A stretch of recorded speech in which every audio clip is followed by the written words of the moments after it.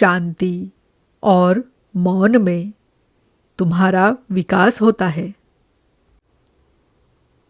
प्रश्नकर्ता, भारतीय परंपरा कहती है कि गुरु अपरिहार्यता आवश्यक है। वह किस हेतु अपरिहार्य होता है? बच्चे को देह प्रदान करने के लिए माता अपरिहार्य होती है, परंतु वह बच्चे को आत्मा नहीं प्रदान करती। उसकी भूमिका सीमित है। इस दृष्टि से देखें तो गुरु के विषय में क्या है? क्या उसकी भूमिका भी सीमित ही होती है? और यदि हाँ, तो वह कहाँ तक सीमित होती है?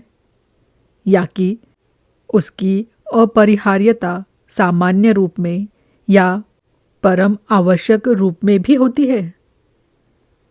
महाराज जी, अंतरतम में स्थित वह प्रकाश जो शांतिपूर्वक और शाश्वत रूप से हमारे हृदय में ज्योतित है, वास्तविक गुरु है। अन्य सब केवल हमारा मार्ग प्रदर्शन भर करते हैं।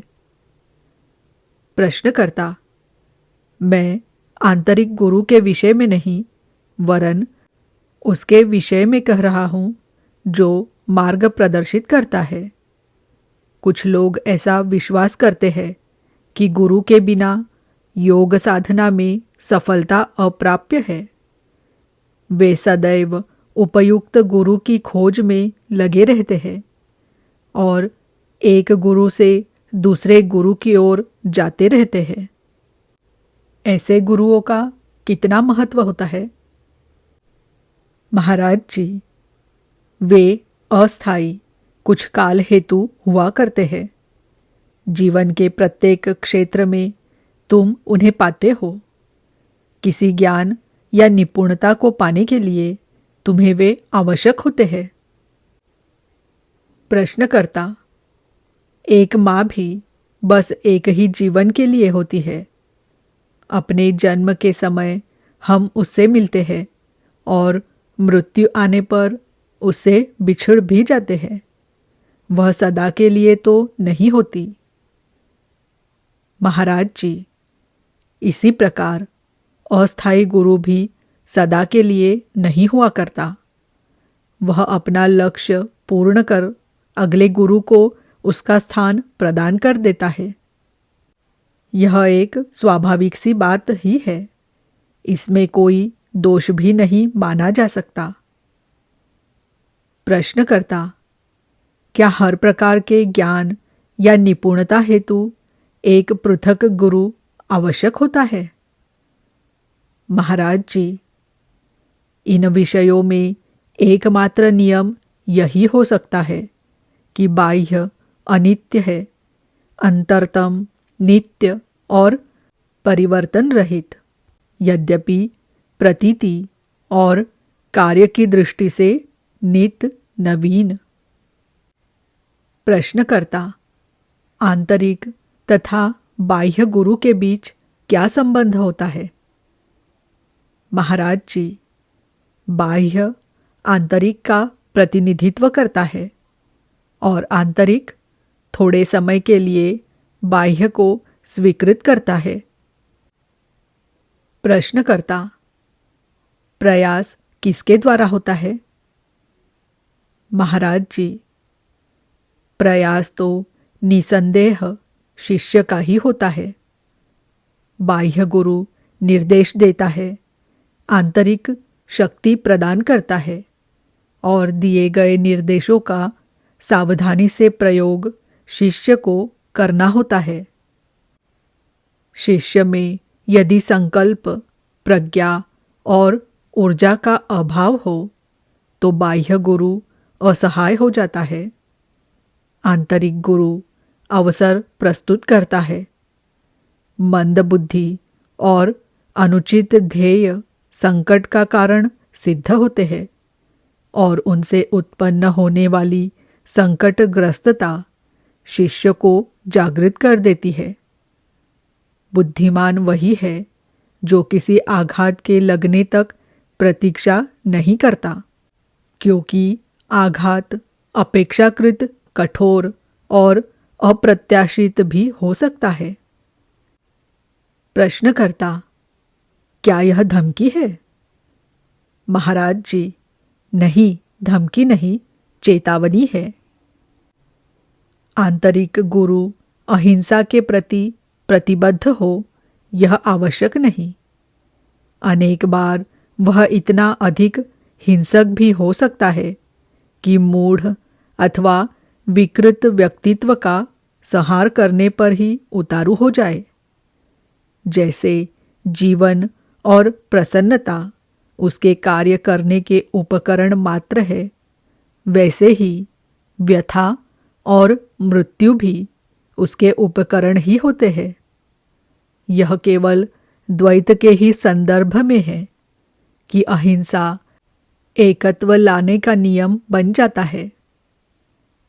प्रश्नकर्ता, क्या मनुष्य को अपनी ही आत्मा से भयभीत होना चाहिए?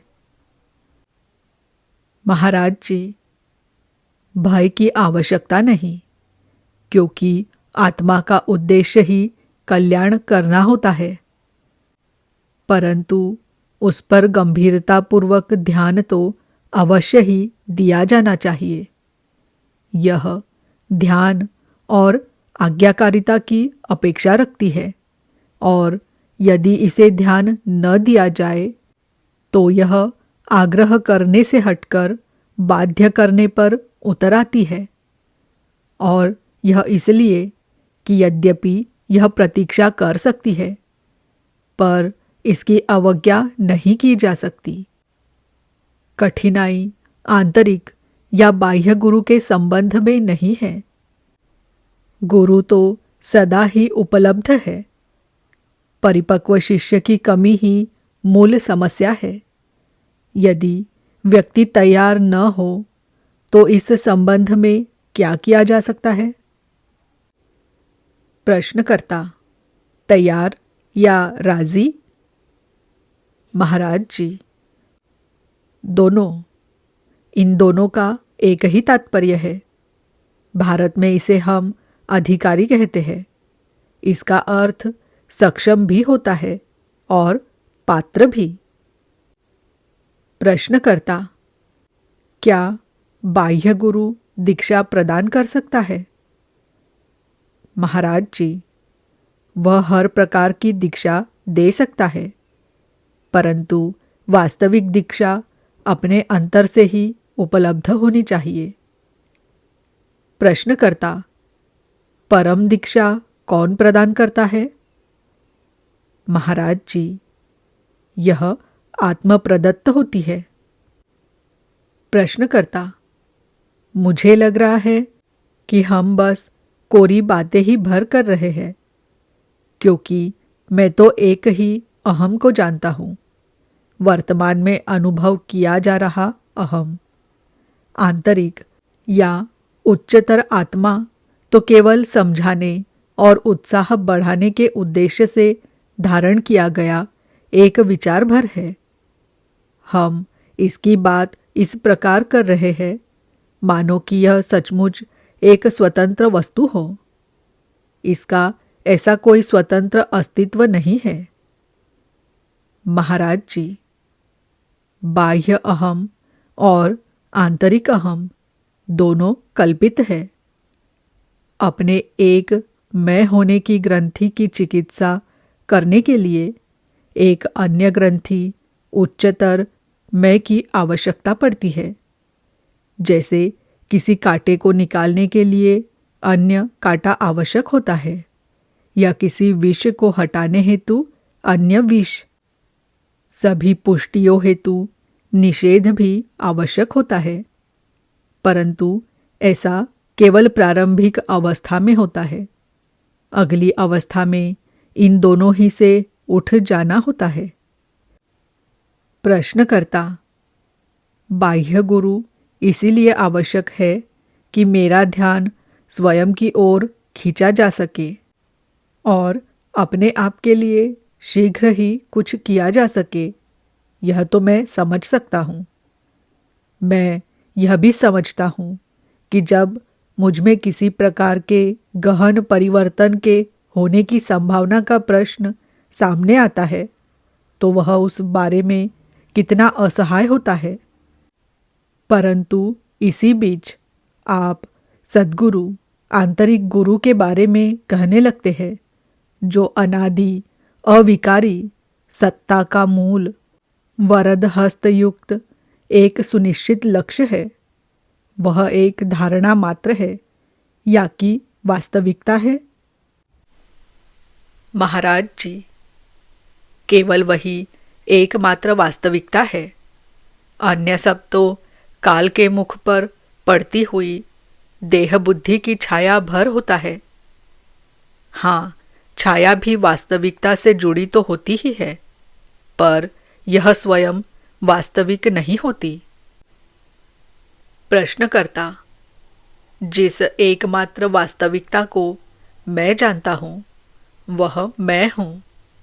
सद्गुरु की सत्ता तभी तक है जब तक कि मैं उसके विषय में विचार करता हूँ। अपने से हटाकर उसे वास्तविकता प्रदान करने से मुझे क्या लाभ है? महाराज जी, तुम्हारी क्षति, यही तुम्हारा लाभ है। जब छाया को छाया मात्र की तरह जान और देख लिया जाता है, तब तुम उसका अनुसरण करना बंद कर देते हो। तुम तब दूसरी दिशा में उन्मुख हो जाते हो और सूर्य को पता कर लेते हो, जो सारे समय तुम्हारी पीठ के पीछे ही था। प्रश्नकर्ता, क्या आंतरिक गुरु शिक्षा भी प्रदान करता है? महाराज जी, वह तुम्हें यह आस्था प्रदान करता है कि तुम वही शाश्वत, अविकारी, सत्य चैतन्य प्रीति हो और समस्त प्रतीतियों में और उनसे परे हो। प्रश्नकर्ता, आस्था पर्याप्त नहीं हुआ करती, उसकी सुनिश्चितता भी होना चाहिए। महाराज जी, बिल्कुल सही है, परंतु इस प्रसंग में सुनिश्चितता साहस का रूप ले लेती है। भय पूर्णतः मिट जाता है। निर्भयता की यह अवस्था यद्यपि असंदिग्ध रूप से बिल्कुल नई ही होती है, फिर भी वह इतने गहरे रूप में इतनी निज अनुभव होती है कि उसे इनकार नहीं किया जा सकता। यह अपनी ही संतान के प्रति अपने प्रेम की तरह है। इस पर किसे संदेह हो सकता है? प्रश्नकर्ता, आध्यात्मिक प्रयत्नों में अपनी प्रगति के विषय में प्रायः चर्चाएं होती है। आपकी दृष्टि इस विषय में क्या है? प्रगति किस रूप में होती है? महाराज जी, जब तुम प्रगति से परे हो जाते हो, तब तुम्हें ज्ञात होता है कि प्रगति किसे कहते हैं। प्रश्नकर्ता, हमारी प्रगति कैसे हो सकेगी? महाराज जी, मौन प्रमुख घटक है। शांति और मौन में तुम्हारा विकास होता है। प्रश्नकर्ता, मन की व्यग्रता की तो कहीं सीमा ही नहीं दिखाई देती। इसे चुप करने का क्या उपाय है? महाराज जी, अपने शिक्षक पर भरोसा रखो। मेरा ही उदाहरण देखो। मेरे गुरु ने मुझे आदेश दिया कि मैं हूँ इस भाव पर अपना ध्यान बनाए रखूं और अन्य किसी भी बात पर अपना ध्यान न दूं। मैंने बस इसका पालन भर किया। न तो मैंने प्राणायाम की किसी प्रणाली का अनुसरण किया और न शास्त्रों का अध्ययन किया। कुछ भी होता रहे, मैं अपना ध्यान हर ओर से खींच लेता और मैं हूँ इस भाव में ही दृढ़ बना रहता। संभवतः तुम्हें यह एक सरल सी बात प्रतीत हो या शायद मामूली, आधी अधूरी बात ही लगे, एक अपरिपक्व बात लगे। इसे करने का जो एकमात्र कारण मेरे पास था वह था गुरु आज्ञा। तथापि इससे मेरा कार्य बन गया। आज्ञाकारिता एक ऐसी शक्तिशाली वस्तु है जो समस्त कामनाओं और भयों को विलीन कर देती है। तुम्हारा मन जिन भी बातों में संलग्न रहता हो उन सब से बस विमुख भर हो जाओ। अपने आवश्यक कर्तव्यों का पालन करो, पर नए उत्तरदायित्व एकत्र करने से बचो। रिक्त रहो और मुक्त हृदय रहो। यदि कोई वस्तु अनामंत्रित ही तुम्हारे पास आती हो तो उसका प्रतिरोध मत करो।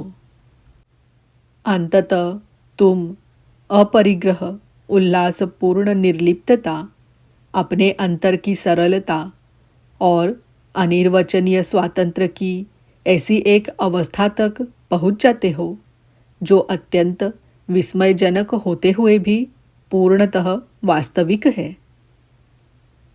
प्रश्नकर्ता: जब कोई सत्य शोधक तत्पर होकर योग साधना में लग जाता है तब क्या उसका गुरु उसे मार्गदर्शन और सहायता प्रदान करता है या कि वह उसे उसकी अपनी ही क्षमताओं पर छोड़ देता है और परिणाम की प्रतीक्षा करता रहता है? महाराज जी, सब कुछ स्वयमेव होता है। न तो साधक कुछ करता है न गुरु। घटनाएं यथाविधि घटती है। बाद में कर्ता भाव उत्पन्न होने पर उन्हें प्रशंसा या दोष प्रदान कर दिया जाता है।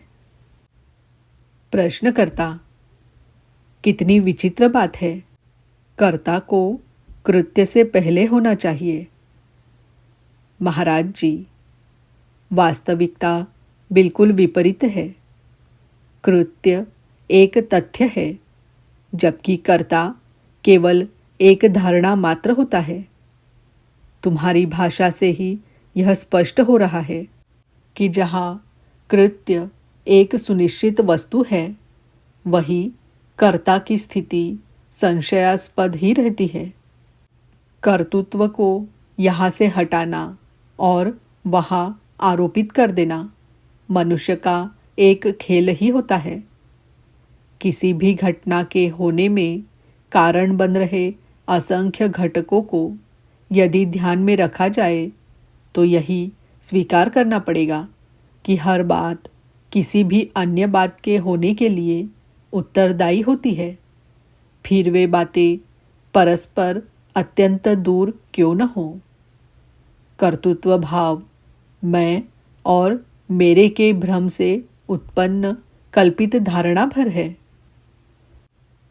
प्रश्नकर्ता: परंतु यह भ्रम कितना शक्तिशाली होता है? महाराज जी, हाँ, निश्चित ही यह शक्तिशाली होता है, क्योंकि इसके आधार के रूप में वास्तविकता ही अवस्थित होती है। प्रश्नकर्ता: इसमें वास्तविक क्या है? महाराज जी, विवेक पूर्वक देखते हुए और अवास्तविक का निरसन करते हुए इसका पता लगाओ। प्रश्नकर्ता: आध्यात्मिक साधना में अंतरात्मा की क्या भूमिका होती है? इसे मैं अभी तक ठीक से नहीं समझ पाया हूँ। प्रयास करने वाला कौन है? यह बाह्य आत्मा है या अंतरात्मा?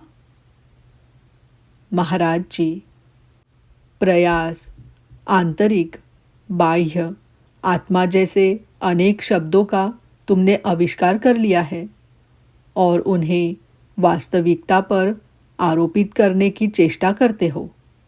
बातें जैसी है वैसी ही हुआ करती है, परंतु उन्हें हम अपनी भाषा पर आधारित संरचना के रूपरेखा में रखना चाहते हैं और यह अभ्यास ऐसा दृढ़ हो जाता है कि जिसे भी शब्द दिया जाना संभव नहीं हो पाता, उसे हम सत्यता प्रदान करने से ही इनकार कर देते हैं। हम यह देखना भी अस्वीकृत कर देते हैं कि शब्द ऐसे प्रतीक मात्र होते हैं जो केवल हमारी मान्यता के माध्यम से और पुनरावृत्त्यात्मक अनुभवों से ही परस्पर संबंधित होते हैं। प्रश्नकर्ता, आध्यात्मिक ग्रंथों का क्या महत्व है? महाराज जी, वे अज्ञान मिटाने में सहायक होते हैं। प्रारंभ में तो वे उपयोगी सिद्ध होते हैं, परंतु अंत में वे बाधा बन जाते हैं। उन्हें कब त्याग दिया जाना है, यह जान लेना महत्वपूर्ण है। प्रश्नकर्ता, आत्मा और सत्व को कौन सी वस्तु जोड़ती है? आत्मा और वैश्विक सौहार्द के मध्य क्या संबंध है? महाराज जी, वही संबंध है जो कि सूर्य और उसकी किरणों के बीच है। सौहार्द और सौंदर्य, सहृदयता और स्नेह, ये वास्तविकता की ही गतिविधि है। पदार्थ पर चैतन्य के प्रभाव का अंकित होना है। तम अंधकार फैलाता है, रज विचलन उत्पन्न करता है, सत्व सामंजस्य लाता है। सत्व के परिपक्व होते ही सारी इच्छाओं और भय की परिसमाप्ति हो जाती है। तब वास्तविक सत्ता हमारे मन में अपने शुद्ध रूप में प्रतिबिंबित होने लगती है। पदार्थ विमोचित हो जाता है और चैतन्य प्रकाशित हो उठता है। उन दो का एक की तरह दर्शन हो जाता है। वे सदा से एक ही थे, परंतु अपूर्ण मन उन्हें दो के रूप में देखता रहा। मन को पूर्णता तक पहुँचने देना मनुष्य का कर्तव्य ही है, क्योंकि पदार्थ और चैतन्य का मिलन मन में ही होता है। प्रश्नकर्ता, मुझे लगता है मानो मैं एक द्वार पर खड़ा हूँ। मैं जानता हूँ कि द्वार खुला हुआ है, परंतु कामना और भय रूपी कुत्ते इसकी पहरेदारी कर रहे हैं। मुझे क्या करना होगा?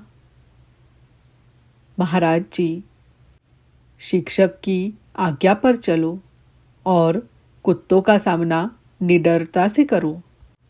ऐसा व्यवहार करो जैसे कि वे वहाँ है ही नहीं।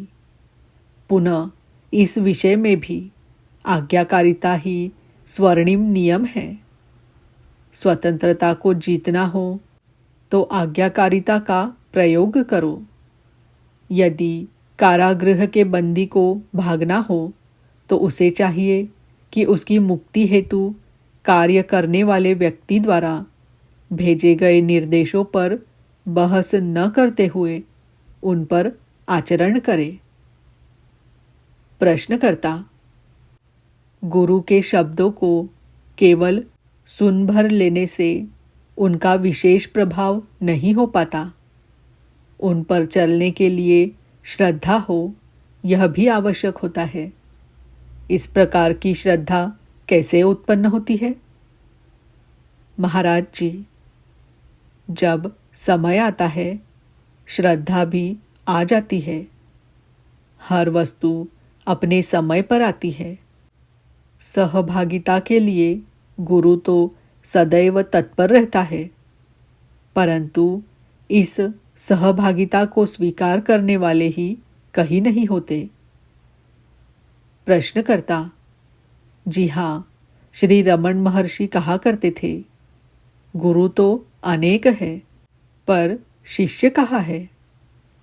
महाराज जी, ठीक है, समय के साथ सब हो जाता है, सब कुछ हो जाएगा, एक भी जीव खोएगा नहीं। सबका उद्धार होगा। प्रश्नकर्ता, कोरी बौद्धिक समझ को ही आत्म साक्षात्कार मान लिए जाने की संभावना से मैं बहुत डरता हूँ। यह संभव है कि सत्य को न जानते हुए भी मैं उसके विषय में बोलूं, और यह भी संभव है कि एक भी शब्द का उच्चार किए बिना भी मैं उसे जान लूं। मैं समझता हूँ कि इन वार्तालापों को प्रकाशित किया जाएगा। पाठक पर उनका क्या प्रभाव पड़ेगा? महाराज जी, ध्यानपूर्ण और विचारशील पाठक के मन में वे परिपक्व होकर फूलेंगे, फलेंगे। सत्य पर आधारित शब्दों की यदि परीक्षा कर देखे, उन्हें जीवन में उतारे, तो उनकी शक्तिमत्ता का प्रत्यक्ष ही अनुभव हो जाता है।